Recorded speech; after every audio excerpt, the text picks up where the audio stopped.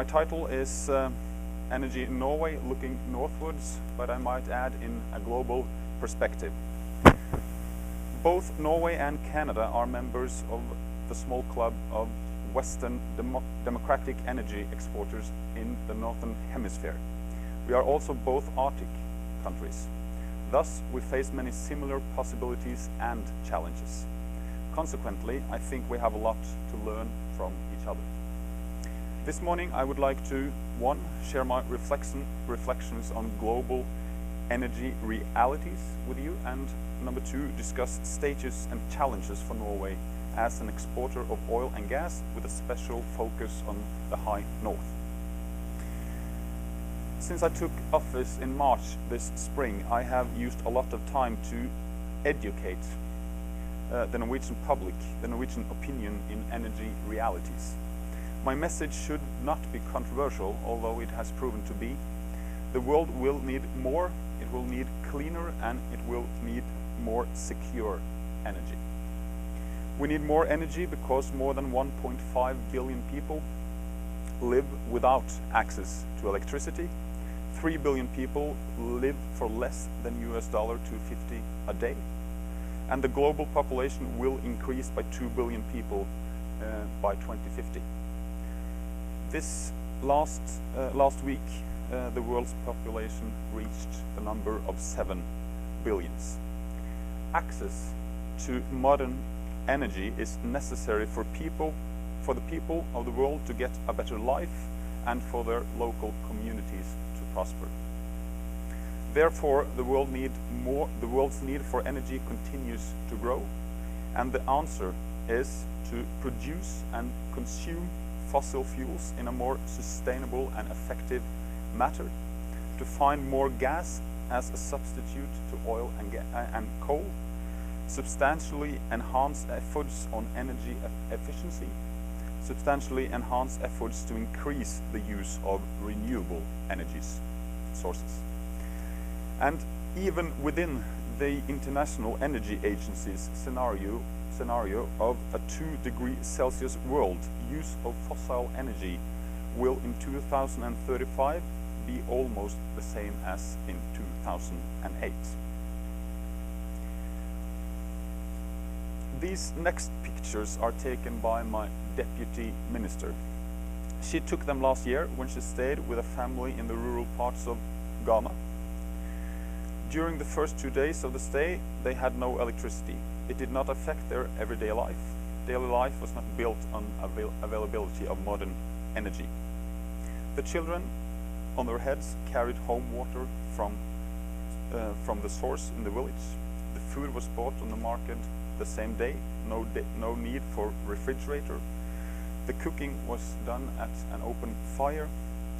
The clothes were washed by hand in cold water. The day started at 5 a.m. at sunrise and ended at 7 p.m. at sunset.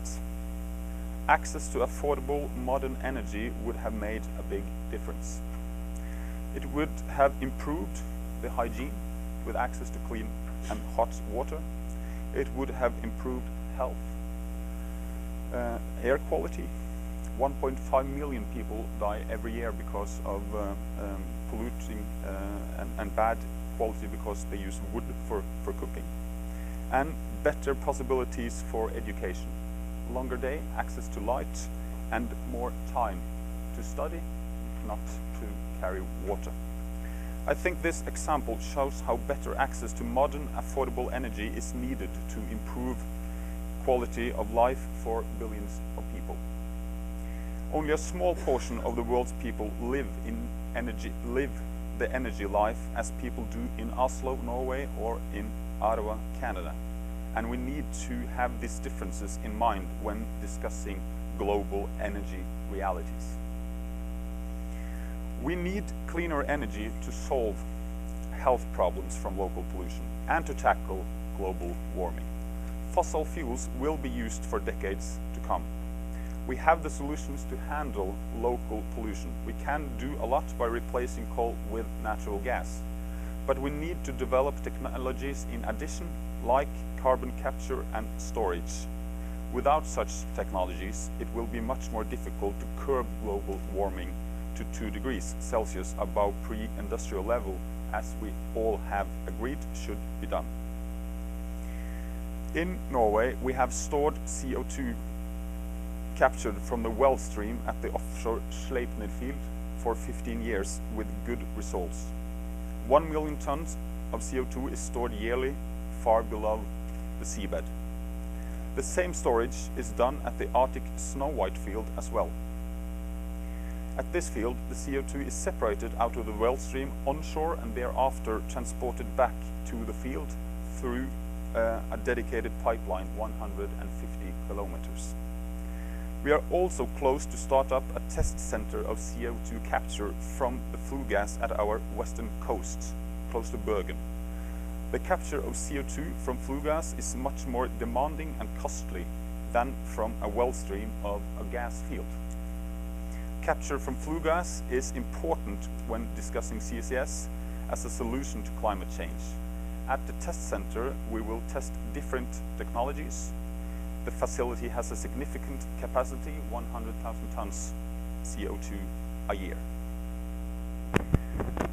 Like Canada, Norway is a large hydropower producer. In fact, we are the second largest hydropower per capita producer in the world, next to Iceland. I saw the Icelandic ambassador, yeah. Norway has, also together with Iceland, the largest share of renewable energy production in Europe. Norway will increase its share of renewable energy in total energy consumption from above 60% at present to 67.5% by 2020. This is by far the highest percentage in Europe. The average for the 27 EU countries is around 12. In other words, Norway is a major producer of renewable energy, and we have a history of more than 100 years of developing hydropower. But we are not done. We now see a shift of paradigms in Norway. Our investments in renewable energy and grid have been relatively moderate for the last 2 decades. But we are now entering a new phase with major investments both in production capacity and grid. We need secure energy supply. Energy is the blood of the global economy. Without energy supply, an economy would stop. Therefore, security of supply is an important issue for all countries. And I might add, a rich, developed countries like Norway and Canada are in a good position to handle large viabilities in world markets. But the countries that suffer the most is always the countries that have the worst conditions. It's always the people which are the most poor who will suffer the most when energy prices go fast up or fast down.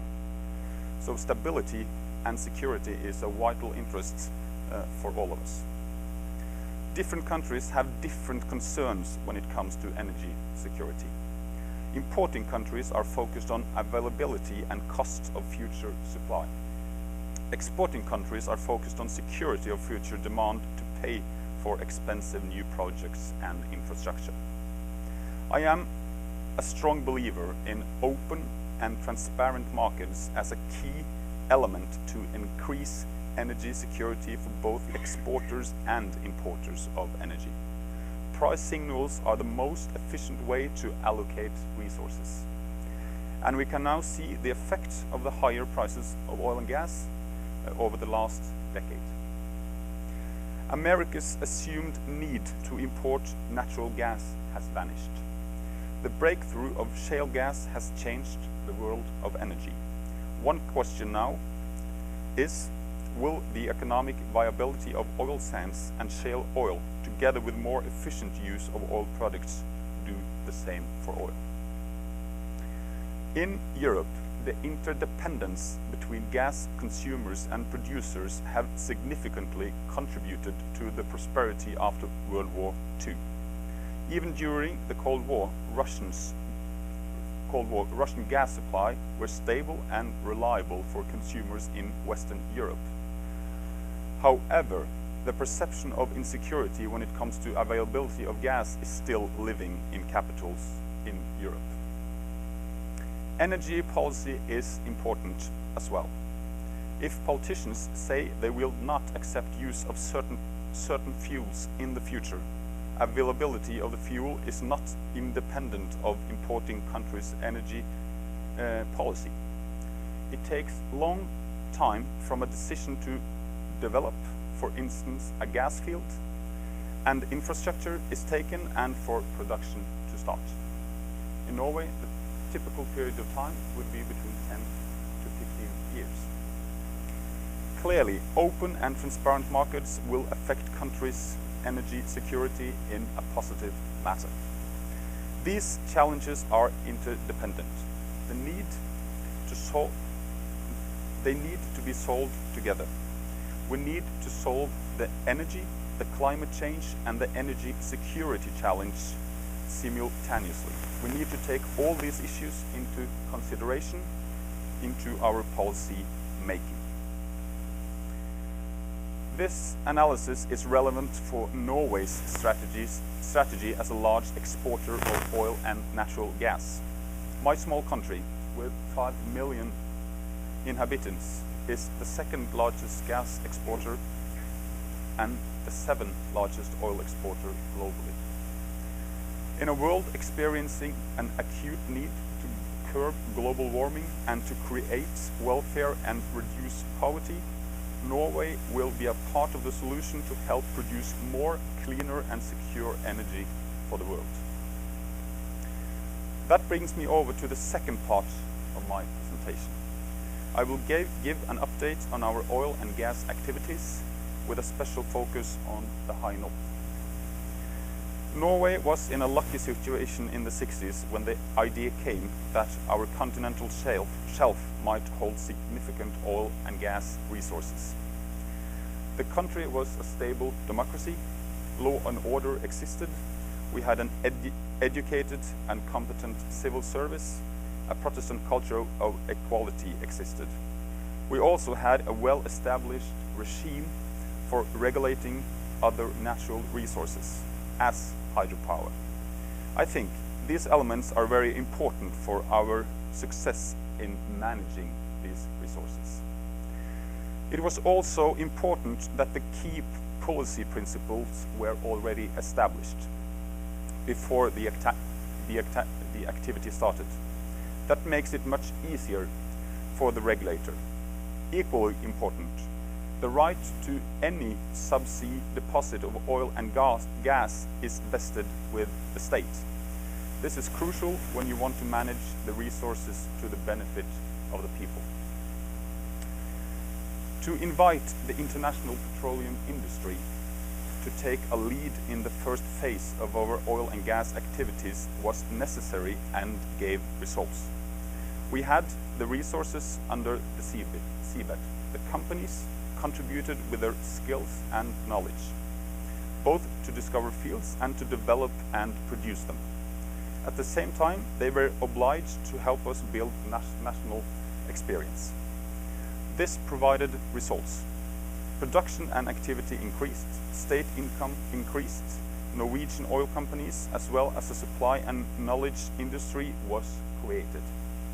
Today, the international companies are still important players at our shelf. They have been joined by many more companies lately. This competition between different players with different strategies is fundamental for the state to capitalize on our full oil and gas potential. Onshore Norway today has a large supply industry. They deliver their products and services both domestically and internationally. They hold cutting-edge technology and are one of the most competitive industries in Norway today. Our story is also one going north. Activities started in the south, in our part of the North Sea. Later it moved to the Norwegian Sea and the Barents Sea.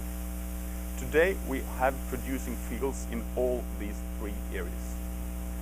The green area on the slide are open for oil and gas activities today.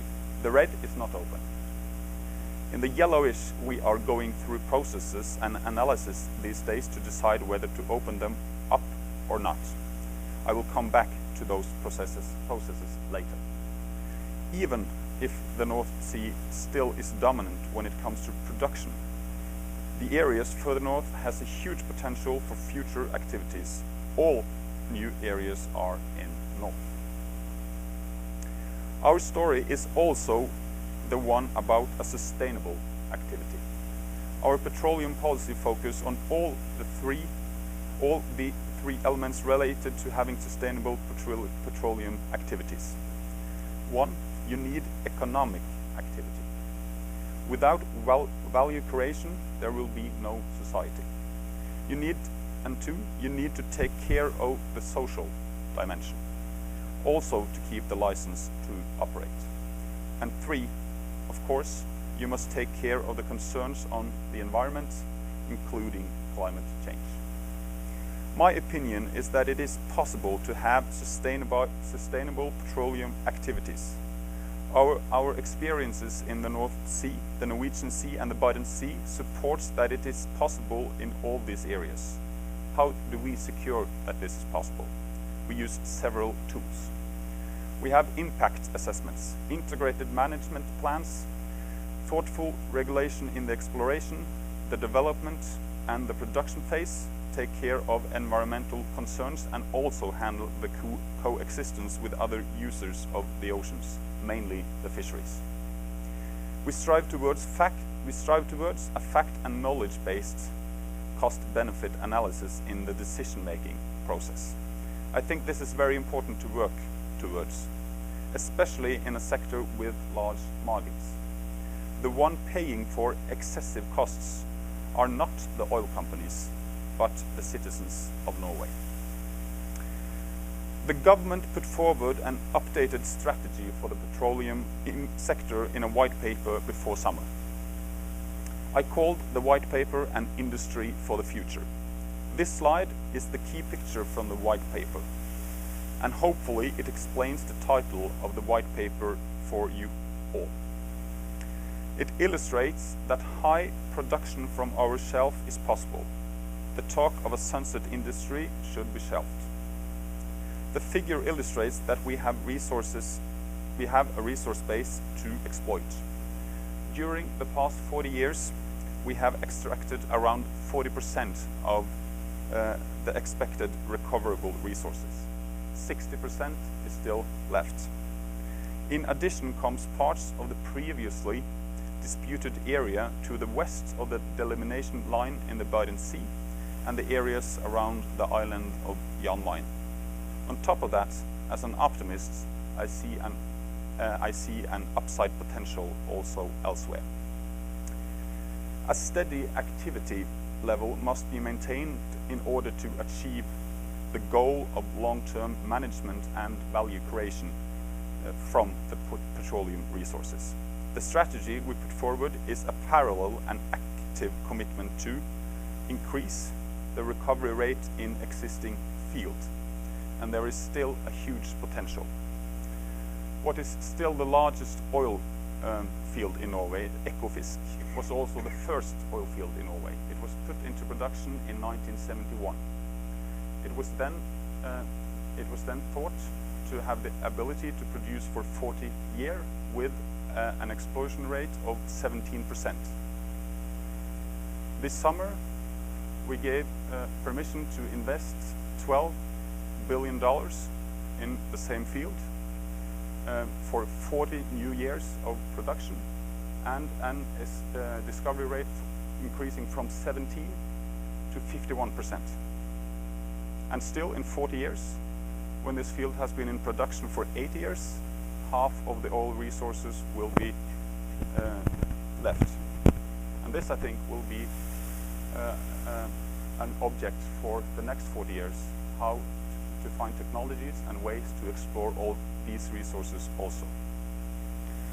And for each percentage that we are able to increase the level of extraction from the Norwegian continental shelf, it represents values for the Norwegian society in the area around $80 to $100 billion. So this is very important. And we are in a huge hurry since we need to use existing infrastructure. This we need to do now, this we cannot wait with. We also need to develop all commercial discoveries. We have made 150 discoveries since the year 2000. All discoveries also become economic technology viable because of higher oil and gas prices and because of developing new technologies.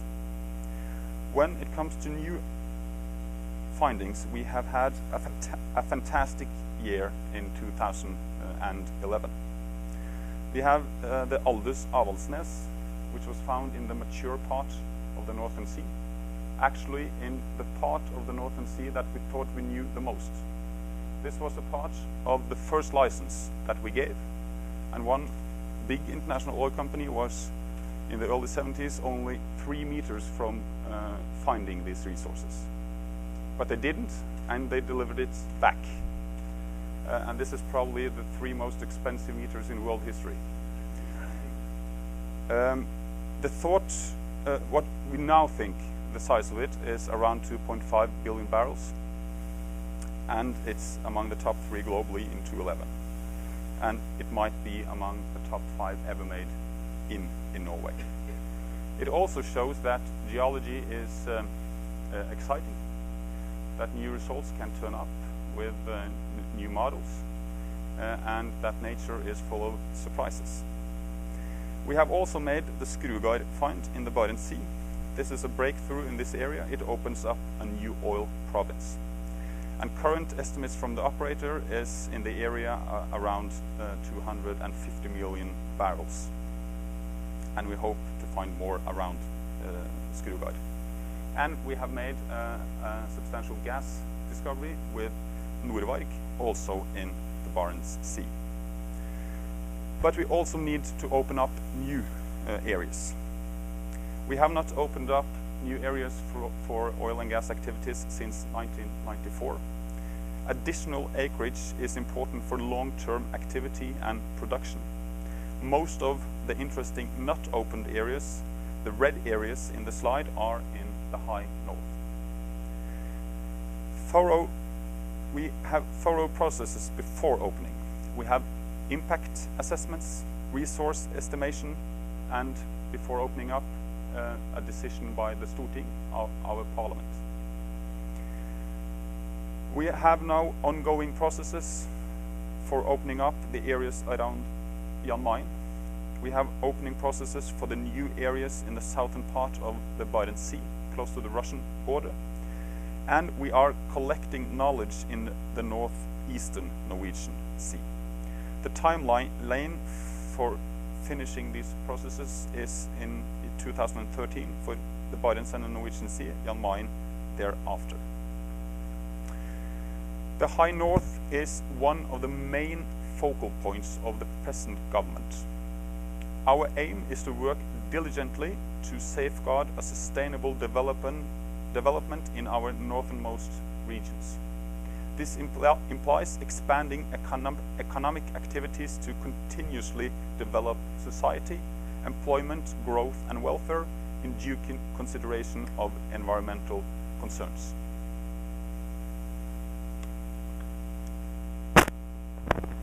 We live in an area of high energy prices and growing concerns about energy security. At the same time, we have advanced offshore technologies, and there is optimism about the resource potential of the Arctic, and hence also the potential for increased activity and development. This forms the basis for looking more closely into the opportunities that the Arctic may provide. 10 years ago, the US Geological Survey projected that around a quarter of the world's remaining hydrocarbons may be located in the Arctic. In this respect, some say there is a race for the Arctic. The Arctic coastal states have, however, demonstrated during the past few years that there is no legal vacuum in the Arctic. The UN Convention on the Law of the Sea largely regulates what we do in the maritime areas. The Arctic coastal states deal with their rights and obligations in a legal and responsible manner. This has left the Arctic a very stable region. There is no race between the different countries. Our common target is sustainable management and responsible cooperation between the Arctic states. And the aim is sustainable economic development. The high north in Norway is different from the high north in America. Due to the warm Gulf Stream, our waters are ice-free, we have no tundra, and we have cities and towns all the way to 70 degrees north. Let me use a little time on our relation with our big neighbor in the west, Russia. East, neighbor in the east, Russia. We have recently ended the more than 30-year-old dispute on the maritime delimitation in the Barents Sea. On July 7th this year, a treaty on the delimitation in the Barents Sea and the Polar Ocean entered into force. With this treaty, we are setting an example worldwide of how delimitation disputes can be resolved peacefully in accordance with international law and within the framework of modern international jurisprudence. With this treaty, Norway and Russia are also making it clear that there is no ongoing race for resources in the Arctic, but that we, as responsible Arctic coastal states, are adhering to international law, including the international law of the sea. Through our agreements of maritime delimitation in the Barents Sea, we send a signal to all Arctic states and the rest of the world that we deal with differences through negotiations on the basis of modern principles. The treaty also covers cooperation in these areas, not at least with regards to the exploitation of any transboundary petroleum resources. Such deposits shall be exploited as one unit. I look forward to our further cooperation in this respect, and I sincerely hope that we will find some. The treaty creates new opportunities for petroleum activities and cooperation in areas of the Barents Sea that have so far been closed to such activities. This is the start of a new chapter in our cooperation and our energy dialogue. And we are optimistic. If you look at the map, we have now established a new province in this area. We have the Snow White LNG facility in production. We have an oil field supposed to in construction, being opened in 2 years. We have made the Scrutiny findings and then Norway finding oil and gas findings. So we have cracked the code when it comes to geological conditions in this area. On the Russian side, you will find the Stockman gas field, which is probably one of the world's greatest gas fields ever discovered. And who knows what might be in the middle. I don't know yet, but I certainly hope that there will be something. The Barents Sea is one of the cleanest, richest and most productive marine areas in the world. As petroleum activities and exploration expand into the Arctic, we must therefore balance the need to maintain the qualities of the Barents Sea against our work towards continuous and sustainable development. We struggled for many years to solve the secrets of oil and gas in the Barents Sea. And even if we did the first discovery in 1980, it took more than 25 years to get it into production. And as I mentioned, that was the LNG facility at the Snow White field. We already see ripple effects onshore. The town of Hammerfest is growing. Population decline is turned to growth. The housing prices are at the same level as in Oslo. Public services is no longer scaled down, but expanded. And of course, this brings optimism to the whole community and to the whole region. The positive effects oil and gas has brought to Hammerfest has been an inspiration to other regions and local communities in our northernmost region. Regional and local spin-off effects are, of course, vital to regional support of the activities offshore. Building competence and skills is very important in an early phase. Local people must have the right skills to compete for work in and contracts from future oil and gas activities. The people and the existing industry in the north must take action to qualify themselves for future engagement in the oil and gas activities. We in Oslo and the government can make a contribution, can put the framework in place, but the people, in the end of the day, it is the people in the north that have to take the main responsibility to take benefit of the opportunity created. Before closing, let me say a few more words about the supply industry in Norway. 40 years with challenges on the Norwegian continental shelf has created an internationally competitive Norwegian petroleum industry with world-class technology and expertise. Concrete technology, which we see at one of these pictures, is a technology well suited for harsh environments, be it Canada or Norway.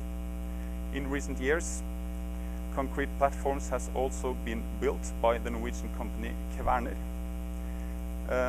for the Sakhalin island in Russia. I understand also that we will compete for contracts at the Hebron and the White Rose projects here in Canada. The other two pictures show how other familiar parts of the value chain where Norwegian players have made a difference, namely in the subsea area and in the seismic area. Norwegian petroleum industry has grown its international operations substantially in recent years, winning contracts in all major petroleum provinces worldwide. The world needs more cleaner and secure energy. Norway will do her share to deliver that. By a parallel and active commitment to both increased recovery rate, development of discoveries, exploration and new acreage, we will deliver stable production for decades to come. We will make production and consumption of oil and gas even more environmentally friendly. Our main goal is to always reconcile Norway's role as a large energy producer with a pioneering position on environmental and climate issues. A significant part of our oil and gas in future is in the High North. We will continue to work actively to secure long-term and sustainable exploitation of the petroleum resources of the High North. It is not a question of whether oil and gas activities should take place in challenging regions like, for instance, the Arctic, but on what conditions. Thank you very much for your attention.